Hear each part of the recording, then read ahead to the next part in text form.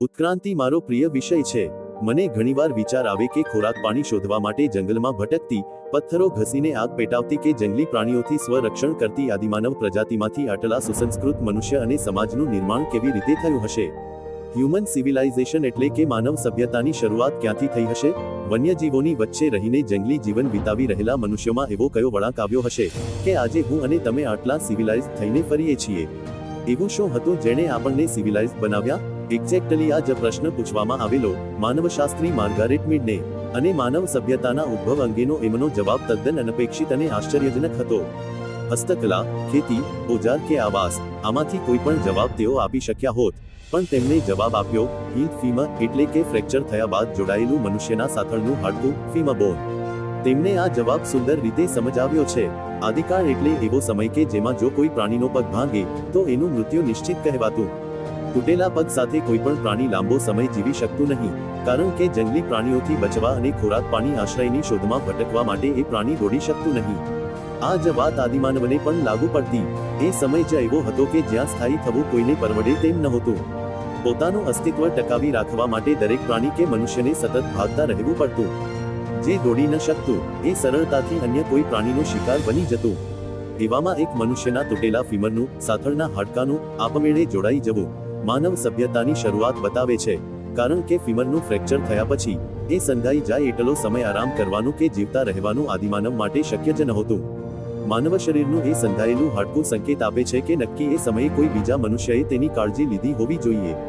Fracture થયેલું હાડકું તો જ સંધાયું હોય જો એ સમયે મનુષ્યો વચ્ચે પરસ્પર જોડાણ રચાયું હોય.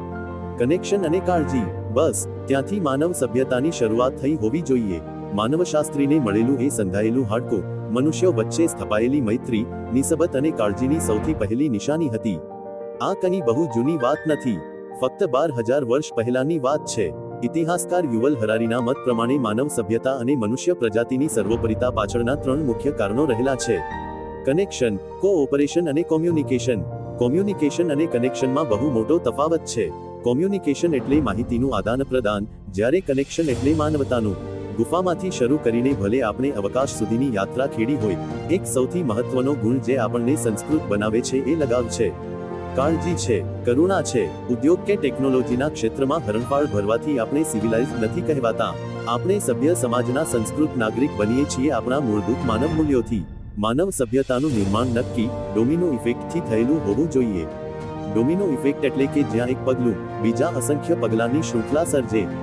સાયકલ સ્ટેન્ડમાં રહેલી એક સાયકલ પડે અને એના ધક્કાથી બીજી, ત્રીજી, ચોથી એમ બધી સાયકલ પડતી જાય એને ડોમિનો ઇફેક્ટ કહેવાય. એક સકારાત્મક મૂલ્ય કે જોડાણે બીજા અનેક માનવ સદ્ગુણોની હારમાળા સર્જી હોય એવું બની શકે, પણ એક વાત તો નક્કી છે: સર્વાઇવલ મોડમાંથી સિવિલાઇઝ મોડમાં જવા માટે આપણા પૂર્વજોને સંચાર કરતા સહકારની વધારે જરૂર પડી હશે. ટૂંકમાં, કાળજી નામના વિસ્તારમાં માનવ સભ્યતાના પાયા ખોદાયા અને ત્યારબાદ ઇમારત વિસ્તરતી ગઈ. એ પછી વાણી, વ્યવહાર, વર્તન ઘણું બદલાયું હશે. વિનમ્રતા કે શાલીનતાની આખી કોલોની બની હશે. ઔદ્યોગિક શહેરો અને કલાનગરીઓ બની હશે, પણ આ બધાનું મૂળ પહેલા સંધાયેલા માનવ હાડકામાં રહેલું છે. માનવ સભ્યતાની ઇમારત આજે પણ કાળજી નામના પાયા પર જ ટકેલી છે. આ સભ્યતાના ઇતિહાસ વિશે જાણકારી મેળવવી એટલા માટે જરૂરી છે કારણ કે જે ઇમારતના નિર્માણમાં હજારો વર્ષોની મહેનત લાગી હોય એનું મેન્ટેનન્સ કરવાની જવાબદારી આપણી છે. માનવ સભ્યતાના શ્રેષ્ઠ વાહકો પુસ્તકો છે. એના વગર ઇતિહાસ મૂંગો, સાહિત્ય પાંગળું અને વિજ્ઞાન અપંગ બની જાય છે. તો એ સતત યાદ રાખવું જરૂરી છે કે કલા, સાહિત્ય, સંગીત, પરિવહન કે શહેરી વિકાસથી આપણે માનવ સભ્યતા તરફ નહોતા વળ્યા. સિવિલાઇઝેશનની શરૂઆત તો આપણે પારસ્પરિક નિસ્બત અને લગાવથી જ કરેલી. આધુનિકીકરણ તો ફક્ત એ સંસ્કૃતિને શણગારતું ગયું.